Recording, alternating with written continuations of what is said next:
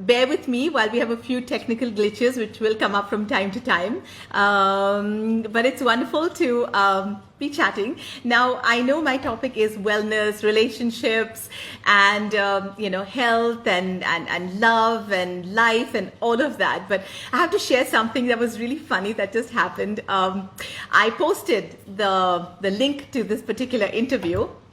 And as usual, being a celebrity, one gets trolled, and there's so many people who love you, and there are so many people who love to hate you, right? So I had these people commenting saying, खुद के relationships चलते नहीं है, दूसरों को ज्ञान देती है.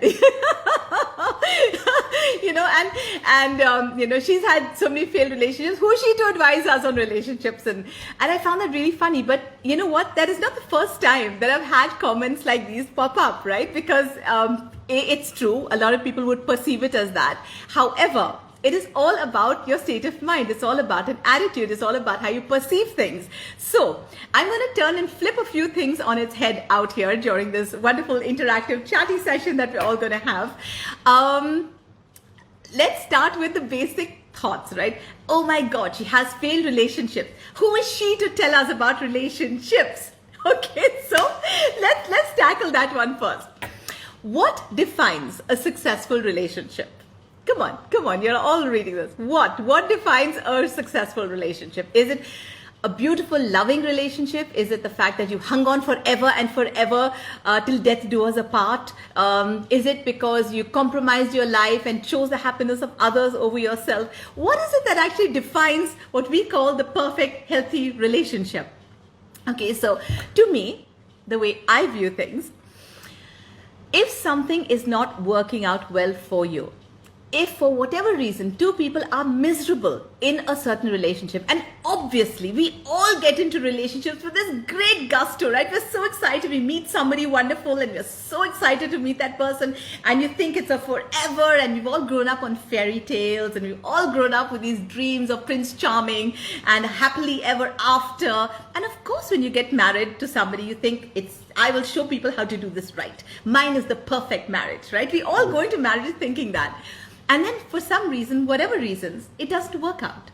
So, and you try and you try and you try, your best, and especially if kids, oh my God, you really, really, really try. But when you realize at the end of the day that two people have grown so differently and grown so far apart, and maybe sometimes the relationship has turned into a really negative, toxic, bad relationship, do you actually hold on to it? Should you hold on to it and say, no, I had 10 good years with this person, so I'm going to have 30 bad years with this person, and hold on to it because the sign of success is forever? No, I don't think so. To me, to beautifully end a bad relationship while thanking it for its good times and being able to retain a healthy friendship with your ex, that to me is success in a relationship. That to me is true success, because not only are you thanking that person who was at one point of time to you a really wonderful person, right? You always get into a relationship with somebody you think is a wonderful soul, right? So technically, if you think somebody's a wonderful soul, therefore you've been in this wonderful relationship with them, thank them.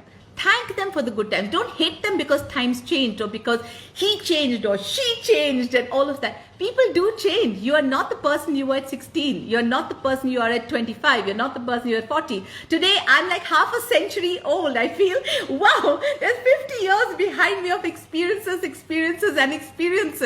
And it's so wonderful when I can look back and say, wow, I'm such great friends with my past. And that puts me at such peace with my present. And I'm going to discuss that all with you later, a little later in this conversation. But I think what's really beautiful, what one must share out here, is a question of attitudes. Now, I know that this lockdown came about, and for many people, it's been the sort of giant reset button in their life, right? It's been like this whole sea change of what your life was and what your life is, and what you wonder about what your life is going to be all about in the future. Right? So, okay, you sit back and say, okay, the lockdown has happened and it's going to be over. Things are looking good. Things are looking up. But the fact is you're still scarred because you went through so many months of being isolated, of being stuck, of being out of your routine, of being out of your comfort zone. All the things that stimulated you, made you happy, made you feel alive, made you feel bored, kind of snatched away from you. And there's this sort of not anger, but like a resentment and a sadness and a pain that I think all of us have experienced at many parts during this lockdown, when you wonder when life will ever be the same. And my point is, why do you want life to be the same? Life cannot and should not ever be the same. You are born to this incredible planet, right? Planet Earth. And you're born and you die. And in between birth and death, there's this little journey, very tiny little journey called life. It's just a few years, maybe 20, 30, 40, 50, 60, 80 years. That's it. And you're gone. You're off the planet, off this form, off this body. You're gone. Who knows what happens next? We can speculate. We can think about things. But the fact is, we don't know, right? While you are here, make the most of it. Life is not just about being a child, getting your lollipop, going to school, doing your studies, doing your exams, going to college, getting a job, getting married, getting retired, having grandchildren, and dying. That's not the journey of life. That is not why you were put on this planet. You were put on this planet to explore yourself. You were put on this planet to have this most incredible journey called life. Right now, as you see these people getting older, you see a lot of people getting older, and then they kind of go into spirituality, and we are very into spirituality, and they kind of wear it like this badge of ego. And you turn around and say, hang on a second, we're not human beings seeking a spiritual experience or existence. We are spiritual beings who've come here for a very human experience. We've come here to have a very human time. And what is human? Human is laughter and pain. You have good times, you have bad times, you have success, and you have failures. That's all part of being human. But so many of us just want the good times, and we fear the bad times. And that's so silly, because the whole beauty of being human is to have this myriad emotions, to have this whole umbrella of experiences. And your tough times and your bad times make you the incredibly strong person that you are today. All of us are stronger today because of our tough times, because we learned something. We learned something from our experiences. We learned something about ourselves. We learned something about our inner resources. We learned so much about ourselves during tough times. And you should thank, therefore, your tough times, because it's made you the person you are today. This fabulous person sitting here is watching this saying, yeah, you're right. I learned so much. I learned so much about myself. Wait, there's a very long message that's coming in. I hope you all can all hear me. What should I do? Suryash Omar. Hang on a second. I will answer all your questions in some time. I'm going to take my glass off because it's all reflecting. I will answer all your questions. Keep them coming. Yeah. So yes. So this lockdown has been no different. This lockdown is the same situation where basically at the end of the day, we've all gone through our pain. We've all gone through our crisis, and you sit back and say, wow, what do I do now? A lot of you all have evaluated your life. Some of you all evaluated your priorities. Some of you all evaluated your relationships. Some of you all evaluated your work. Why on earth were you stuck in these jobs that you hated, or stuck in these relationships you disliked? Or perhaps looked at your partner and said, hang on a second, I've really neglected my partner. I've really gone out there and been so busy doing other things as one person that was actually meaningful to me. And the reason why I chose to do all these things for my partner or for my family, and I've actually neglected them as a result of trying to get everything for them, but I've missed smelling the roses along the way. And so many people have turned around and made their bad marriages better and made their relationships and bonds stronger. And so many people have just, also realized it's not working, and they were just trapped in these cycles and monotony and ruts, or just, postponing things for another day. And they just suddenly felt this need not to postpone anymore, and just to make serious decisions, life-changing decisions, and move forward with their life. None of it is right. None of it is wrong. It's just life. It's just the way it is. And it's just about choices at the end of the day, right? So everybody knows now I'm in this wellness and holistic space. And wellness is, as we know, not physical. Wellness is all about your mental wellness. It's about your physical wellness. It's about your emotional wellness. It's about your sexual wellness. It's about your spiritual wellness. It's about your social wellness. It's about your financial wellness. All of these constitute wellness. When you are completely whole, that's why it's called holistic wellness. When everything is whole, you are complete. And the same holds good for your relationships as well. Relationships are not just about sex or just about the finances. Someone's there to take care of you. It's not just about the fact that you have an emotional bond with somebody. Oh, I love him so much. But if he's treating you badly, there's the self-respect that comes into it, self-love, all of that. The most important relationship, guys, that you can ever have with the rest of the world in the cosmos is the relationship with yourself. That is the most important defining relationship, because how you view yourself is how others view you. How you view yourself determines the choices that you make in life. The self-worth issues that you have determine your choices that you seek for yourself. Do you consider yourself to be good enough, worthy enough, not worthy enough? Therefore, your choices. The most important relationship, if you love yourself, others will love you. If you don't love yourself, how can you expect others to love you? Right? It's as simple as that. What determines your self-worth quotient? What determines all these things? It's something called the SEER programming. Now, I've done a lot of courses in various forms of wellness and healing modalities and energetic modalities, hypnosis, clinical hypnosis, the theory of the mind, all of that. Your conscious mind, your subconscious mind, which is 6,000 times more powerful than your conscious mind. And then you turn around and say, that's all very well, but what lies in my subconscious mind? Why does it control me so much? Well, it's because of your SEER programming, SEER. And SEER stands for S for social. So all your social programming that's been put into you from childhood, but morality, SNA bete, your choices of food, vegetarian, not vegetarian, whether it's about how you treat your elders, how you treat your teachers, a lot of how, bonds within families, value systems, all of that is part of your social programming, what you learn through your friends, your social circles, your peers that you look up to. All of that is your social programming. Then you have E for experiences. So your experiences teach you so much. So if someone has cheated you, you learn to be distrustful. If your partner has gone out there and had an affair or dumped you, you learn to be jealous and insecure, and you learn to be that and learn to be distrustful in your relationships, right? So a lot of your experiences shape a large part of who you are. Now, again, we come down to how you choose to allow those experiences to shape you. We will get into that later as well. We also have E, which is your economic programming, which is your relationship with money. So what is your relationship with money? What is your relationship when it comes to finances? Do you look for a man to take care of you? Do you think, no, I have to do it myself? Do you fight at the table to pay half the bill?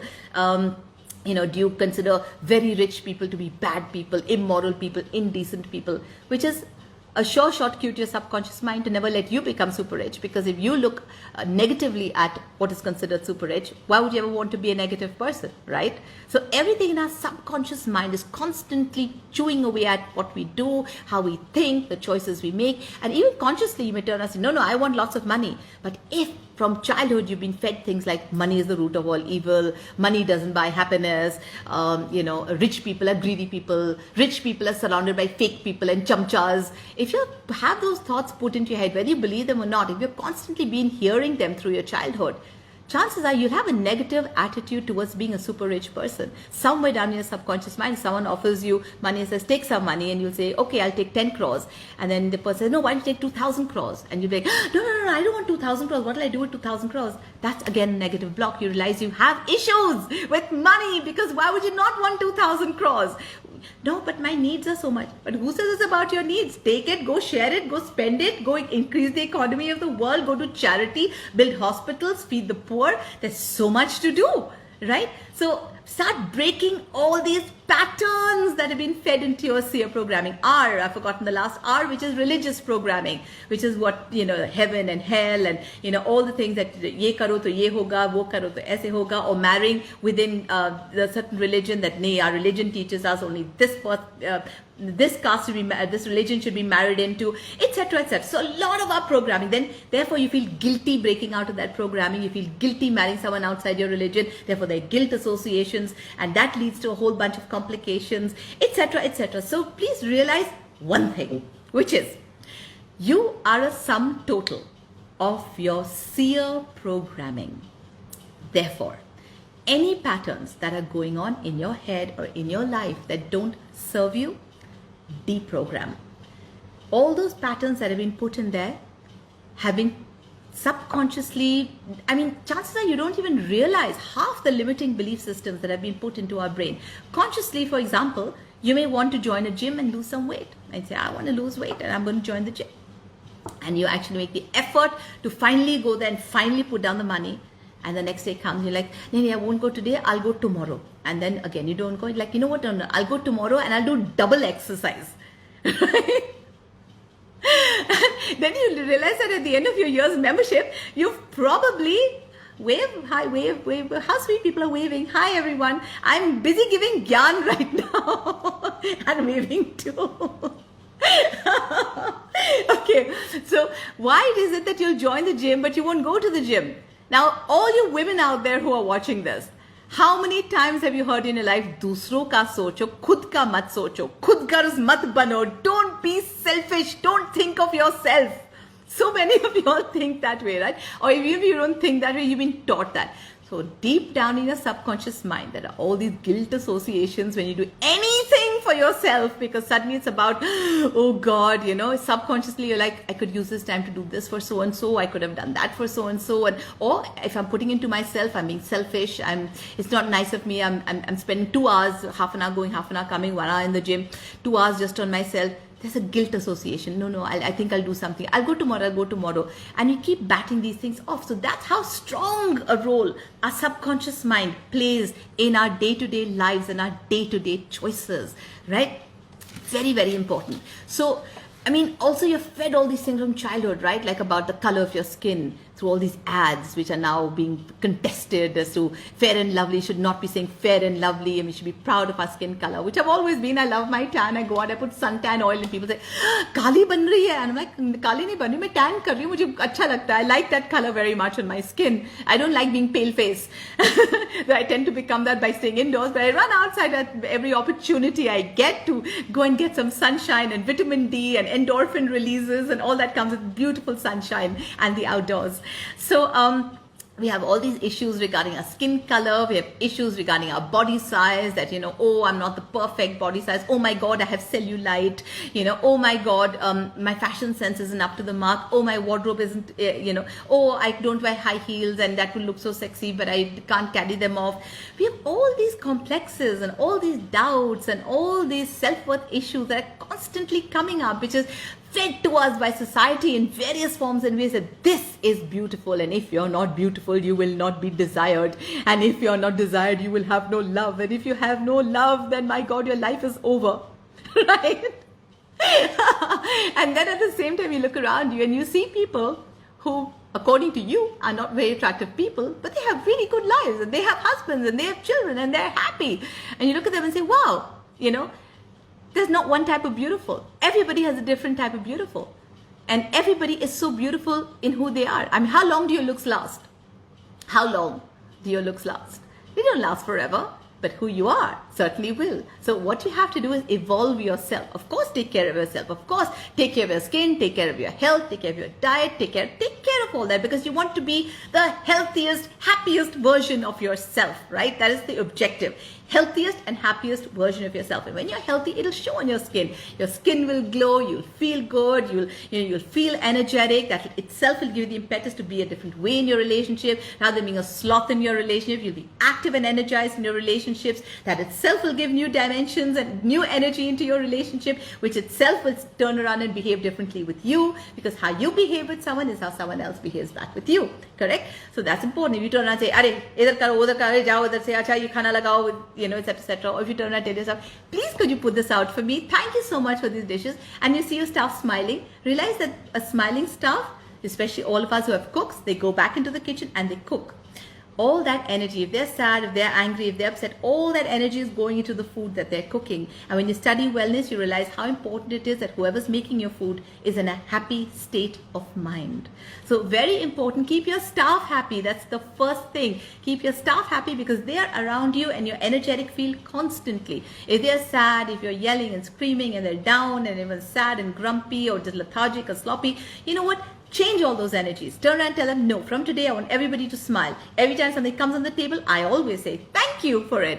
And anytime I wake up in the morning and I see my staff, the first thing I say is a big good morning. And they all have to greet me with a big smile and a good morning. Because you know what? Energy is infectious. Laughter is infectious. Positivity is infectious. I know so many people who turn around and say, I stay away from negative people. I to surround myself with only positive people. I'm like, why? Why? That's so cruel. Because who is a negative person?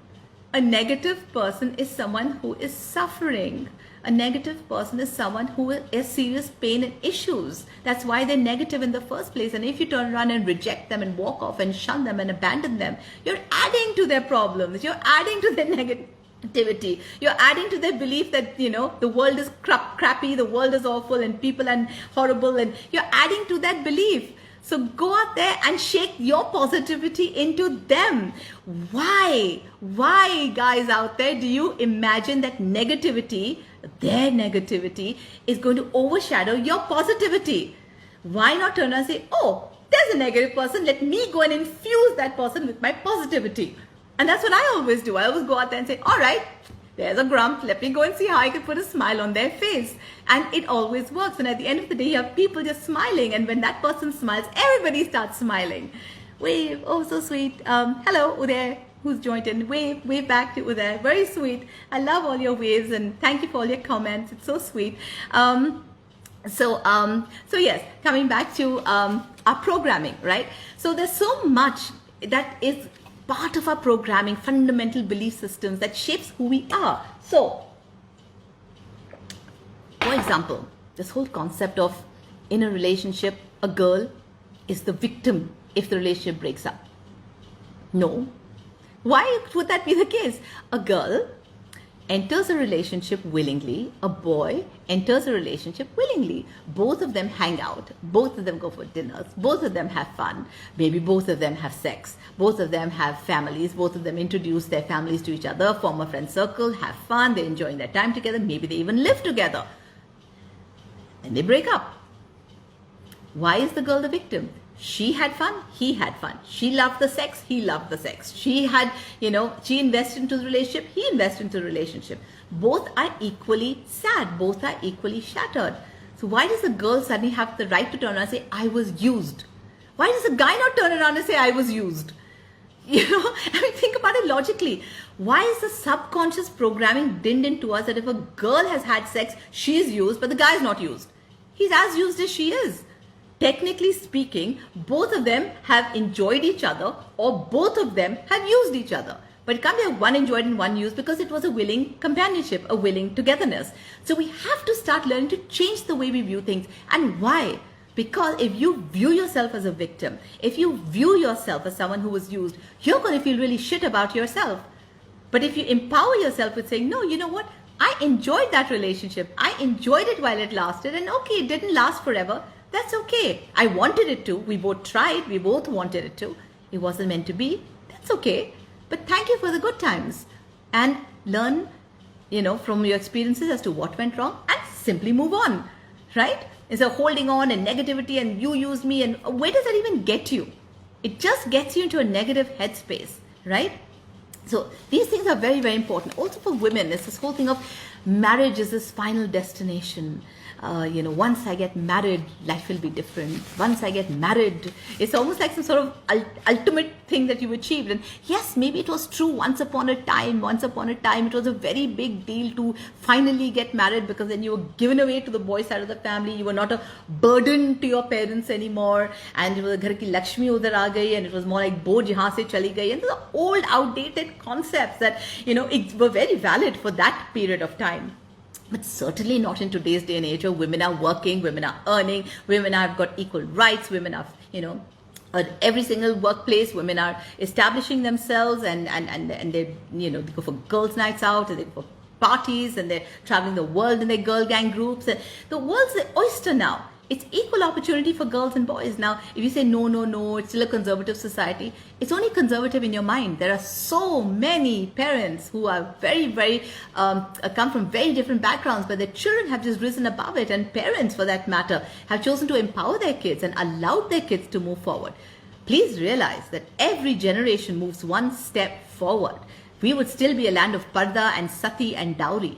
Every single generation is one step further. We've gone beyond the parda. We've gone to covering our heads. From the head covering, we then move further on to like wearing Western clothes like jeans, when showing us shape of our body, and then we change from jeans to wearing mini skirts, actually showing flesh. Then we were wearing bikinis and, etc., etc., etc. Oh my God, they started going out, these girls, even at night time. Girls were drinking alcohol. Yes, but that's a new world, and that's how we progress from those times till today. And every generation will take you one step further. So all you women out there who are, say for example, watching me, who have kids of a certain age, like how I have a daughter who's 23, don't sit back in judgment and say, "Hamare zamane mein aisa nahi hota tha," because then your mother can say that, and her mother can say that, and her mother can say that, and where are you then? Okay, so I think the important thing to realize is that you have your own journey. You have to empower yourself and liberate yourself from limiting mindsets. So as I said from the time I started this particular conversation about the people who said she's had failed relationships, who is she to guide us about relationships? No, my relationships have been incredibly successful because I have loved each of them to perfection and to their fullest, and we've had the most amazing, amazing relationship while it lasted. It wasn't meant to last forever because as people, we changed, and our paths diverged, our thoughts diverged, our visions split into different ways. What we wanted out of life changed. So why hold on to something that was so beautiful and make it bad versus just let it go with grace and dignity? I am best friends with all my exes till date. That is success. The fact that currently I'm engaged. I'm engaged to this wonderful, wonderful soul called Manik Contractor, and he's also so at peace with my past. And we meet my ex-husband, we go out for dinners together. One of my ex-boyfriends flew us to Orissa and gave us a holiday, and we met up. It's so nice to have this openness of spirit where there's no jealousy and there's none of that. In fact, once I asked my fiance, and I said, does it bother you that so many men, sometimes men do come up and they hit on you and they try to find you attractive, and I'm still attractive and they come and they try to hit on you and they try to flirt with you, and of course it's about how you handle yourself. But at the end of the day, I asked my fiance, I said, does it bother you when men try to do that whole thing? And he said, Pooja, I think it's such a compliment that so many men in that room would want you, but you want me. And I think that is so beautiful. It shows such security and such trust and such love.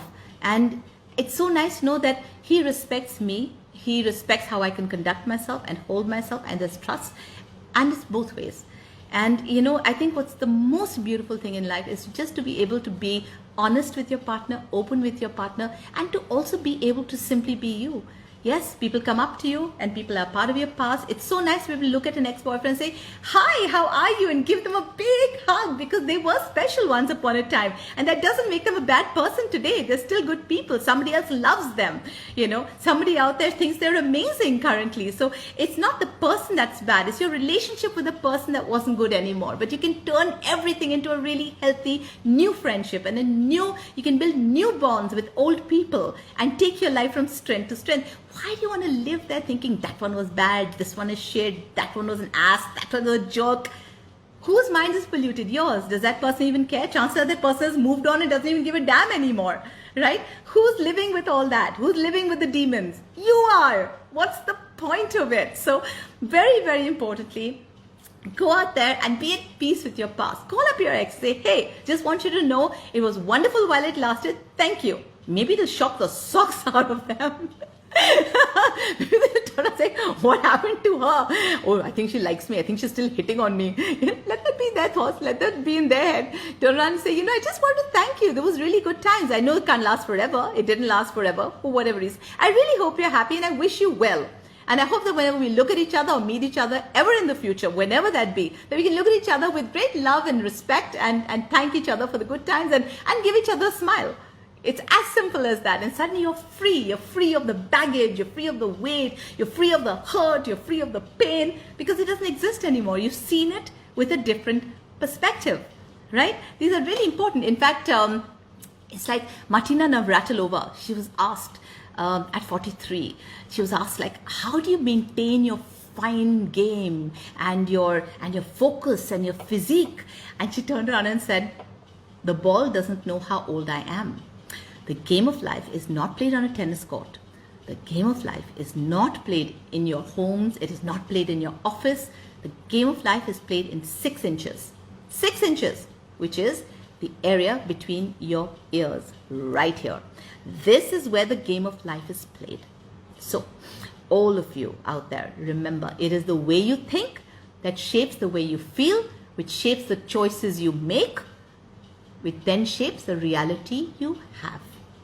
Okay, so the first thing you need to do is start changing the way you think and perceive situations. You want to play victim, you want to be a victim, you can play that card, but who's the miserable being a victim? You are. If you turn around and change that headspace and empower yourself with a very different thought process, who's riding the wave? You are. You choose. Do you want to be crushed under the wave, or do you want to ride the wave? The choice is always yours. Your life is a series of choices. And that's the most important thing, because when you blame others, you get angry. When you blame yourself, you feel guilty. And when you sort of blame universe, karma, lockdown, you feel helpless, right? So stop the blame game. Accept responsibility for every choice in your life till date. The person you've married, the home you stay in, the pet you keep, the children maybe that you've chosen to have, the relationships perhaps you're indulging in, the job that you've taken on. Every single thing in your life is your choice, your choice. And there are a lot of women during my sessions with them, when they turn, I say, no, it wasn't my choice. My mother forced me to marry him, circumstance. And I said, no. There are a lot of parents who try to force their children into certain marriages, and the children said absolutely not, and they made their lives what it had to be. You chose to let your parents force you into the marriage. It was your choice to allow them. So accept that even that is your choice. Everything in your life is your choice. Once you learn to take responsibility, you learn not to play the coward, you learn not to play the victim. You learn to say, all right, you know what? Yes, I agree. I allow them to make those choices. And today, if I don't like my life, it is the result of my choices. If I want a better life, I will make better choices, right? And you always have the freedom to choose, because it's your life at the end of the day. So, I mean, it's again all about perspective. As I said, it's all in your mind. For example, how do you view divorce? Okay, divorce, do you view it as shame? Do you view it as failure? Do you view it as something that's a stigma, end of the world? Or why me? Mere saath aise kyun hua? You can do the whole Meera Kumari act. We all love to wallow in self-pity from time to time. And that's healthy. It's healthy to indulge in self-pity as well. It's a good thing. But, or you can turn it around and say, you know what? Hey, it's a brand new beginning. It's a brand new beginning for me to find love. When I got divorced, it was Valentine's Day. So on Valentine's Day, my husband, we went court and we said, yes, we agree. And, the paper was stamped and everything was done. And it was Valentine's Day of all the day. I asked my lawyer, I said, is the judge kidding that he wants to do this on Valentine's Day? Is that kind of perverse? Like, Pooja, the judge doesn't know Valentine's Day falls in that date. Just keep quiet, take the date. So so this Valentine's Day, so we finished signing it. My ex-husband and me, at that point, we held hands and we kind of walked down the courtroom steps, 4 floors together, and kind of looked at each other and said, okay, bye. We kind of hugged each other and said bye, and got into our 2 separate cars, went separate ways. I'm looking around on the street and I see heart-shaped balloons, turn on the radio, love songs, because it's Valentine's Day, love songs and heart-shaped balloons, and everywhere I'm looking at the shop windows, all these hearts everywhere, and I'm feeling really morose, and I'm saying, that sadness and that pain in the heart, and I'm sort of looking and saying, oh, this is very tragic, what a horrible day for this to happen, and how will I ever view Valentine's Day positively ever again? And I said, hang on a second. It's my day that God has granted me for a brand new beginning. On the day of love, I officially have the license to start finding love again. This is great. On the day of love, I get the license to love again. How beautiful. And that's the way I took it. So every time there's Valentine's Day, I celebrate the fact that I officially on this day was entitled legally in the court of law to find love again. So it's turned into a positive, right? So everything at the end of the day can be viewed either as a negative or as a positive. And the only person that decides whether it's a negative or positive is you. Okay, so what else do you want to talk about? I essentially want to talk to you all about, I think, the fact that everything in your life boils down to self-respect. okay, and self-worth. And a lot of our self-worth is probably put in and fed into us from childhood. A lot of our thoughts, a lot of our, from childhood, sometimes you're compared to your siblings. Sometimes you're told, uski tarah bano, dekho, so-and-so is better than you. And you kind of grow up thinking, I'm not good enough. And then you kind of go to school and teachers comparing you to the brightest kid in class and saying, study, be, focus, look at that child, so well that child is doing, look at the marks, I'm not good enough. Then you kind of grow bigger, then you're compared to other members of your family, देखो कितना successful बना है, देखो इसकी शादी हो गई, तुम्हारी शादी नहीं हो गई, I'm not good enough. Then you get married, or then you get into a relationship, maybe your lover cheats on you and you're like, I'm not good enough. So at every point of time, you're sort of amplifying this feeling of I'm not good enough. Now what happens at the end of the day is, again, in our subconscious minds, that programming that sets in, which I talked to you about, your subconscious programming, which I spoke about earlier, which is 6,000 times more powerful than your conscious programming. So now suddenly your subconscious programming is screaming, I'm not good enough. So every time you meet somebody really nice and you think, wow, what an amazing person, but you won't make the move, you won't even try your luck, so to speak, because you'll be like, no, this person's too good, I'm not good enough, I don't stand a chance, I'm not good enough. So your self-worth programming will basically not make you go out and even approach somebody who is actually the right person for you, who fits the bill in every way, but your self-worth issues negate that person completely as a potential candidate, right? Or say a job opportunity comes up and it's just such a great job, you're like, no, how can I apply for this job? This is too good a job, I'm not good enough. All these subconscious programmings that are put into you, deprogram yourself. Start loving yourself. When you respect yourself, others respect you. When your well is full of water, others can drink from it. If you love yourself, others will love you. If you don't love yourself, how can you expect others to love you, right?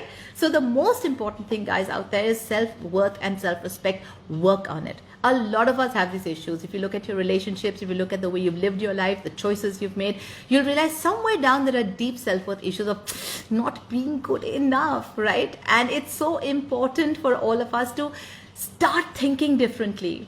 It's so important for us to start viewing ourselves with a separate lens. And, I do these workshops, these lovely Happy Soul workshops, where I encourage people to view themselves differently first. And there's this amazing self-forgiveness meditation that I put people through, where you look in the mirror and there are a whole bunch of things you say to yourself, etc. But as a shortcut trick, what I can tell you to do is shortcut tip, what I can tell you to do is to go home, or rather you are home after this conversation ends. Get yourself a nice handheld mirror, okay, where you can see yourself well lit, and look into your eyes. Okay, when you look into your eyes, deep into your eyes, and actually there'll be a moment when you're looking into your eyes that you kind of suddenly see yourself. Okay, when you're looking deep into your eyes, and at that point of time, tell yourself, I love you. And mean it when you say it. Don't say, I love you, and then look back for an answer. No. Just look at yourself deeply, connect with yourself and say, I love you. And it's so moving when you say that, and you kind of have this strange sensation inside, and then look at yourself and say, you know what? I forgive you for all the wrong choices that perhaps I've made over the past. I didn't know better. I'm sorry. And apologize to yourself. And then again tell yourself, you know what? I really love you. And let's go together from strength to strength. Because you and the person in the mirror are the same person. Right? And just have this whole thing of assimilating all your experiences in the past, deprogramming, changing the negatives into the positives. Every time a negative thought comes into your mind, think, how can I turn this into a positive? How can I turn this negative situation into a positive one? How can I view it with a different set of eyes? It takes time. It takes practice. It takes patience. It takes intent, most importantly, because at the end of the day, you're reprogramming the way you're wired to think. There's so many people who are wired to just be negative and pessimistic, and there's so many people who are just wired to criticize. ये ठीक नहीं है, वो ठीक नहीं है, ये सही नहीं है. तो सही क्या है? Solutions क्या है? What is the way forward? That also is a state of mind. So don't negate something. Think of how to make it better. Don't turn around and point out the problems. It's fine to acknowledge the problem, but it's very important to find a solution to those problems. So yes, life is bad. How to make it good? Relationship is bad. How can you change that relationship for the better? Or if you can't change that relationship for better, how can you just change that relationship, right? For example, if you have a bad chef and you're complaining, ganda khana banate hai, usko aata nahi khana banana. Turn around and say, all right, let me teach you how to get into YouTube and how to Google and how to get good recipes. Or let me teach the person good recipes. Or let me send my cook to a really good cooking class. So my cook will learn some really nice dishes to bring it back home. So find solutions. Everything, every problem has a solution. So are you a criticizer or are you a solution finder? I suggest for a positive state of mind to find the best possible solutions, because that shapes your life, right? Because you wake up happy and you sleep happy. And even when you're sad, enjoy being sad. As I said earlier, it's your human journey. It's the human journey of life. So if you want to be sad, if the time has come to be sad, because it's very important to also be sad, be truly sad. Don't try and mask it. No, I'm okay. I'm fine. Nothing happened to me. No, I'm super strong. Yeah, I don't care. No, I'm miserable. I'm bloody miserable. I'm sad today. Something horrible happened and I want to cry and I want to take my pillow and I want to cry into it. And you know what? I'm going to listen to sad songs and watch sad movies. I'm going to amplify the sadness and get it out of my system. Because when I get it out of my system, it's acknowledged and it's over and done with. The more I suppress it, the more I feel it. It's like you take a ball and try to push it inside water and then you let go and the ball kind of comes blasting out of the water. The same with our emotions, right? So don't suppress them. Sorry. Okay. So yeah, at the end of the day, I think it was really important, everyone out there, is to have a positive state of mind, an empowered state of mind, and to basically be in a level where you actually turn around and say, yes, I'm a result of my choices. I will learn to make better choices. I've heard Pooja speaking about various things, and I think it's wonderful that in some way or the other, if I've empowered any of you to start living your lives differently, if in any possible way, even 10% of your life changes, it's 10% closer to the person you want to be tomorrow, right? Because every single bit of your life is precious. It's beautiful. This is an amazing planet. It's got so much in terms of food and travel and people and choices and experiences. And there's so much on this planet. So don't fill yourself with just this ratta gissa pitta journey of how it should be, and create your own version of how fulfilling life should be. I'm sure this amazing gigantic reset button by the lockdown has in many ways shaped your priorities, and I hope that it stays with you. I hope that you don't go back into your rut, or create a new rut, so to speak, once the lockdown is over, but you actually learn some very valuable lessons in either relationships or the way forward, or your life or your work or your anything at all, and work every single day to becoming a better you. It doesn't matter. You don't have to change the world. You just have to change yourself. And when you change yourself, everything around you changes. It's like a ripple effect. It's like if you're happy, you spread happiness. If you're sad and negative, you try to spread that as well. Till a positive person comes bouncing along and says, hello, negative person. I will not let that happen. And I'm going to infuse you with my positivity. Choo mantar. That sort of thing like I do. I tend to do that. So here's wishing you all a lot of love and a lot of happiness. And come on, ask me some questions. I'm going to put on my glasses, okay? So it might reflect a bit in the light. And okay, ask me some questions. Gunjan, such an amazing session. Oh, thank you, Gunjan. That's so sweet. Thank you so much. I enjoy giving gyan. As you know, read my column. It's in Times of India. It's called Heart Chakra. And now that I put on my glasses, I can see that my lipstick is looking really bright. And thank you for enduring it. Enduring this. Kind of matches this though. So thank you, Suyash Omar. Thank you. Thank you so much. It's very sweet of you to be such a, such in so many ways. I've seen you always on my timelines and you're always saying such positive things. And thank you. Thank you for being a wonderful follower. And a lost wanderer, quite insightful. Quite means not fully, but quite, which is also okay, which is also great. Because as I said, even 10%, if even 10% changes, a lot changes. So I'm glad. Thank you. And okay, any more questions, or is it time for me to sign off? Guys, tell me.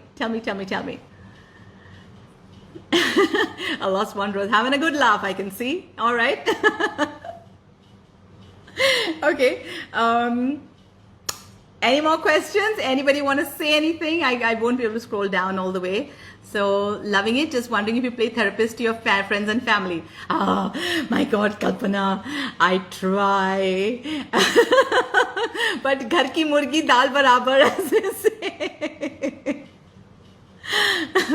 Okay, so Gunjan, but I mean, jokes apart, yes, my family comes to me for a lot of advice. A lot of family conflicts have been resolved by me. A lot of, in fact, sometimes when I feel it's too personal and they may not want to divulge certain details to me, I recommend certain hypnotherapists to them, because hypnotherapy is an amazing way forward to deprogram and to learn to see things differently, or to rid you of negative patterns and belief systems and all of that. So yes. So Gunjan has asked, what can we do when we are really depressed? Gunjan, you know, there are 4 essential what we call happy hormones in our systems. Endorphins, then there's dopamine, there's serotonin, and then there's oxytocin. And if you just Google these happy hormones, so to speak, it's very easy to trigger them. So firstly, another thing is, don't call yourself depressed, okay? Because everything in life right now is depressed. If you're sad, depressed. If you're lonely, depressed. If you're frustrated, depressed. If you're bored, depressed. If you're anxious, depressed. If you're stressed, I'm depressed. No, everything is not depression. Depression is something very, very clinical. It is something that needs clinical help and attention. Everything is not depression, okay? That's number 1. So learn to identify what you're feeling, because again, that leads you to solutions. So Gunjan, for example, if you turn around and say, you know, there's something called the Wheel of Emotions. Just Google Wheel of Emotions on Google, and you'll come across this chart that has all these different emotions that go on: sadness, anxious, pain, grief, you know, and it goes on for depression is one of them. Identify exactly what you're feeling. Then you know, if you're feeling lonely, you need company. You can work on it. If you're feeling anxious, then you can figure ways to make yourself less anxious and less stressed, right? If you have, for example, if for example you have if you're frustrated, find ways basically to find a passion. If you're feeling sort of lonely, pointless, you know, bored, find yourself something to do, something that gives you direction, you know, and suddenly you see your life changing, because suddenly you have focus as to what the issue is. Once you know what the issue is, there's no way but forward from there. Yeah. So Gunjan, that's what I can say. Also, happy hormones, sunshine triggers it. Hugging, kissing releases oxytocin, so does sexual intercourse. Then a tryptophan, foods filled with tryptophan. Chocolate, which we love so much. Why do we love it so much? It releases happy hormones in the brain. Moderate exercise, or even high intensity exercise. All of these release happy hormones in the brain.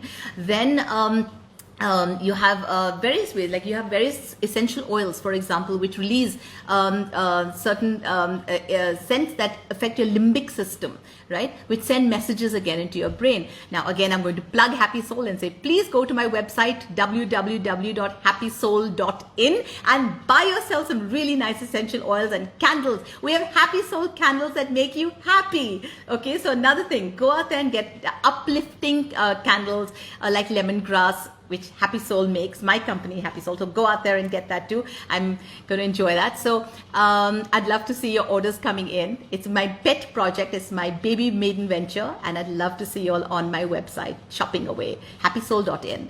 Okay, next. How do we manage our work from home mood swings? Whoa, you probably have mood swings at the office place anyway. So it's amplified because you're at home. And in the office also, you have issues at office, you have mood swings in the office, you have issues with your peers, you have issues with your colleagues, you have issues, but you don't notice it as much because it's acceptable to have that in your workspace. But suddenly now you're home and I say, I have mood swings. Well, firstly, acknowledge I have mood swings. What can I do to make it better? So create an environment around you. What creates an environment for you that makes you want to work? Okay, firstly, most importantly, do you enjoy your work? Do you enjoy the kind of work you do? Because they say, if you love what you do, you don't work a day in your life. Okay, so again, very importantly, go out there and say, all right, let me create an environment. So, you know, we just go, we sit on a laptop and we're working.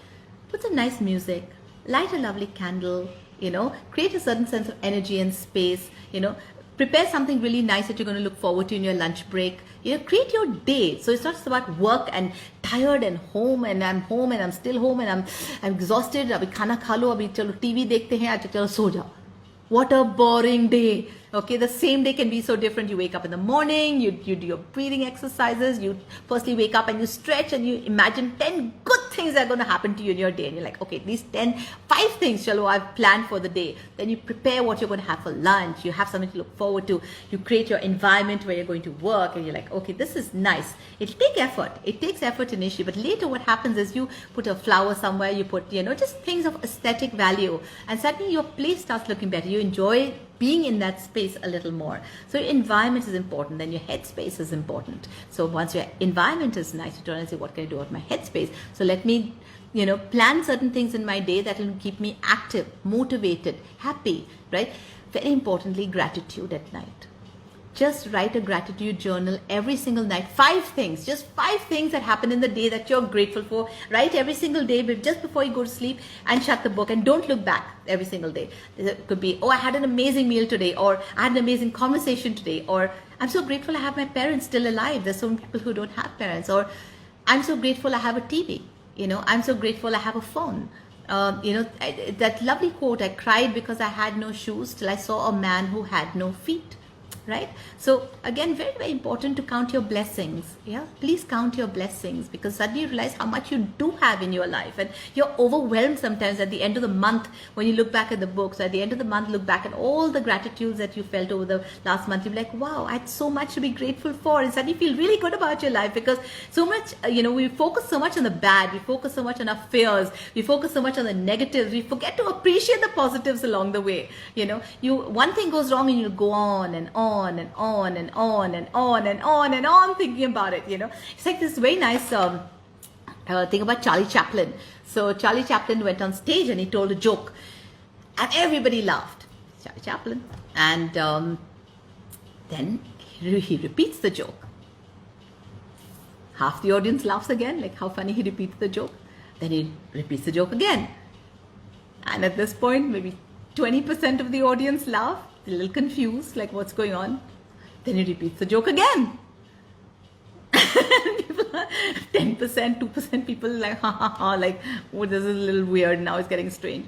And he turns around and says, if you can't laugh at the same joke with the same intensity, even 5 times, how can you go on with the same intensity about your problems over and over and over and over and over and over again? So how have you trained yourself to respond? How have you trained yourself to view the good things in your life? And how have you trained yourself to see the bad things in your life?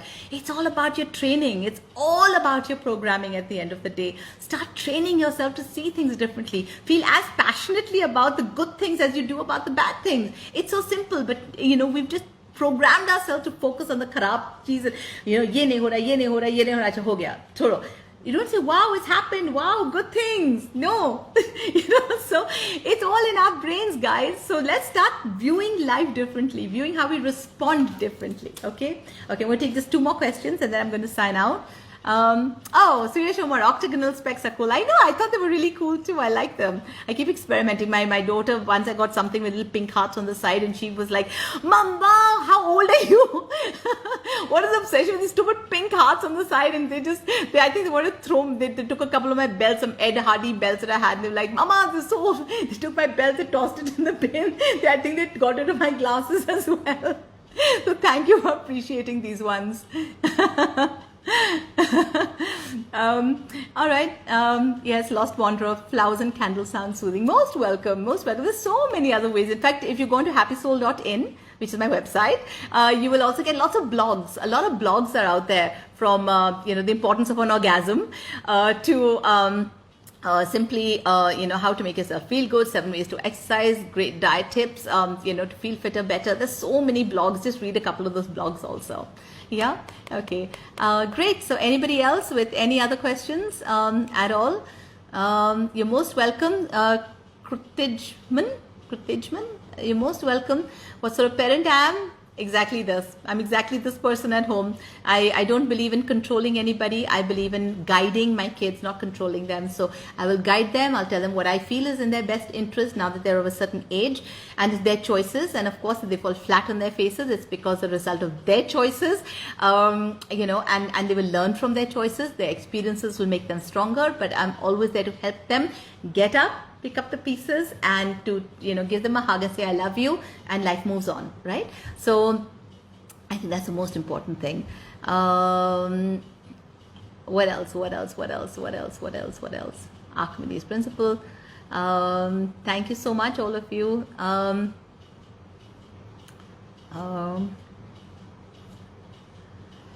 Think if there are kids or divorces, there's too. Of course, yes, of course, a divorce is a kid's divorce as well. But you know, one thing beautiful, when my parents were getting divorced, one thing they said is, your mother, my mom and dad came to us and said, you know, we are getting divorced, but you can never be divorced. You will always be our children.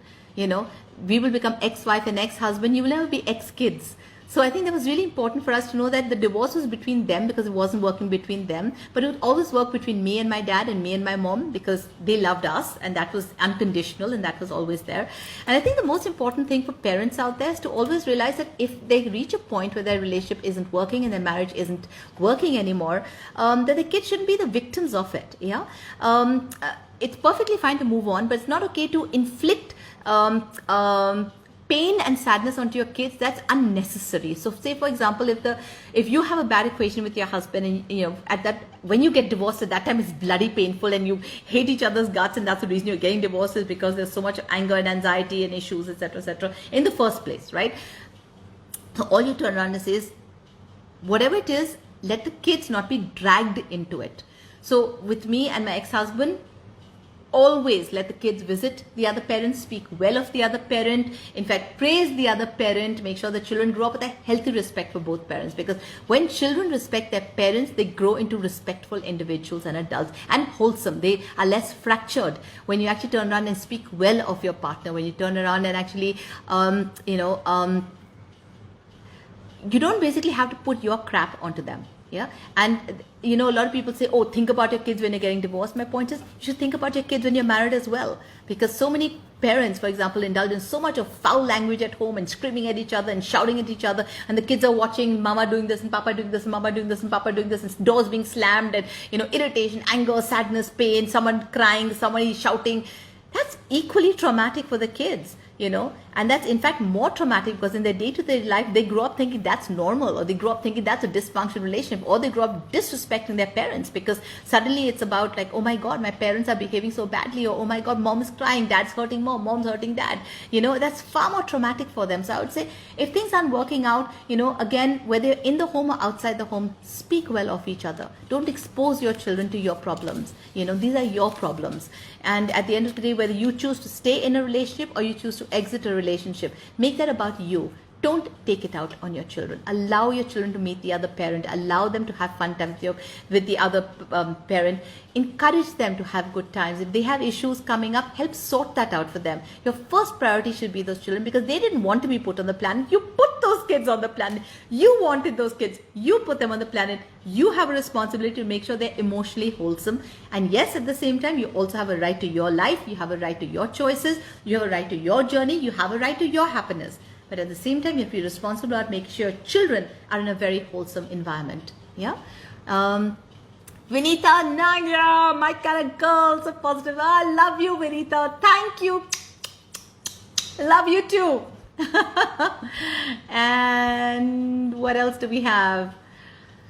Mothers interfere into girls' matrimonial home and shatter their life. Again, we're talking about choices. Whose choice is it to allow the mother to interfere? The girl's choice. The girl can't turn and say, my mother's interfering. It is the girl's choice to allow her mother to interfere. She can very well tell her mother, sorry, if you're going to interfere, I'm going to slam the phone. Not welcome. And you can talk to us with love and respect my choices. Mom, I'm opening my heart and my doors to you. I love you. And I love you unconditionally. I love you irrespectively, Mom. But the fact is, at the end of the day, no interfering. It's my life, my decision, my choices. You made your choices, Mom. You lived your life the way you wanted to. Now this is my life, and once I'm an adult, I'm entitled to my choices. Yeah. All these waves are going on. I love you all. And who else? There's so many. Oh my God, there's okay. Some people join. Okay, great. I think I'm pretty much done with all of this. Oh no, I'm not. There's so many. Okay, there are a lot of questions, but last one. Anybody? One last one, and I'm done. Let me scroll down and see. You see all these waves happening. Sorry, I'm scrolling. I'm a very tech person. I'm loving this. All right.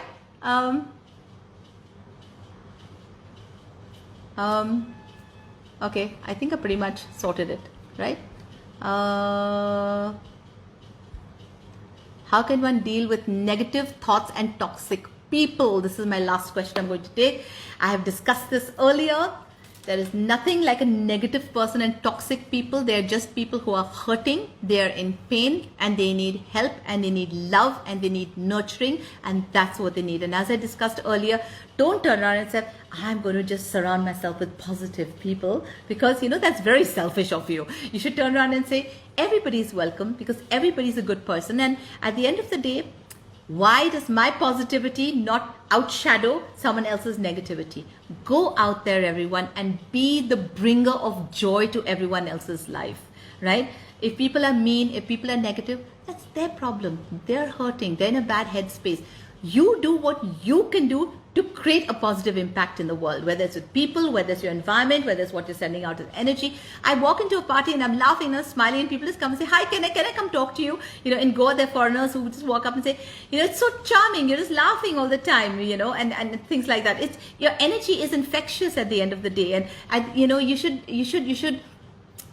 really want a better world. And if you want a better world and you want to see happiness around you, you have to exude that, right?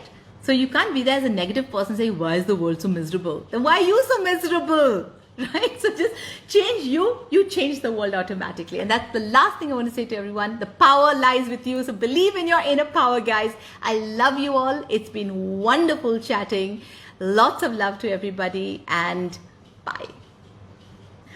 And thank you, India Times, E-Times Lifestyle, for this wonderful opportunity. I've really enjoyed it. Thank you. Bye-bye.